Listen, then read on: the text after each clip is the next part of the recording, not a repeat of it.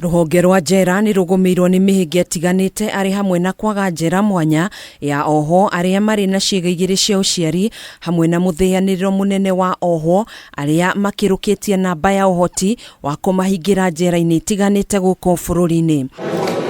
Makiaria mari njera-ini ya Naivasha kaunti-ini ya Nakuru aruiriria ihoto ciao mundu nyitaniri-ini na maabitha ruhonge rwa njera ni maugite ni marambika mibango ya uria OHWO aria mari na ciiga igiri mariohagwo kuona kwa ihinda riri gutiri njera mwanya ya OHWO aya. The intersex people are also human beings, and when they come we make sure we observe their human rights.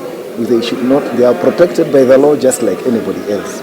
So when they come, once they declare, or we know, of course, once during registration, they will be able to tell us, and we'll give them the best protection possible, because this is now a different group from the groups we are used to. Oho ni makaite ni muthianiriro munene uri uri njera-ini itiganite guku bururi-ini kuona riu OHWO aya ni mongererekete na gukinyiria OHWO 60,000 icigo-ini itiganite. Maabitha aya makiuga njera ici iri na uhoti wa kuhingira OHWO 25,000 tu. Once they know how to apply the law, they will help us decongest our prisons, because the main challenge we are facing is congestion.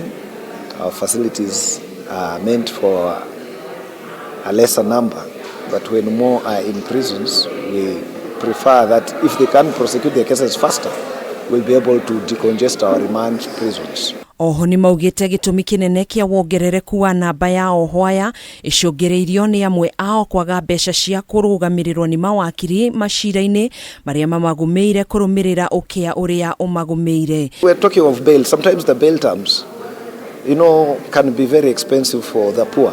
Most of the people behind bars are the indigent, the poor. Kuhana uguo murugamiriri munene wa ihoto cia umundu ruhonge-ini rwa njera Dickson Mwakazi ni ugite ni mambiriirie kuheana mathomo ma kiwatho njera-ini ya Naivasha kuri OHWO niguo kuhota gutaukwo uria mangihota gwitetera kuona aingi ao mahingiritwo rumande-ini ni kwaga umenyo. Once he is able to know the law, he can even go and plead with the courts that the situation is, I can afford maybe a lesser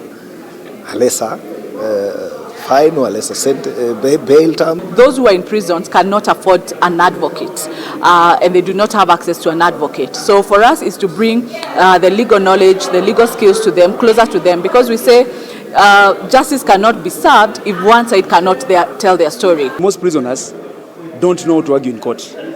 So what we do, we make sure that we make everything for the judge to understand. Handu-ini ha Kameme TV, njitagwo Gathoni Wang'a.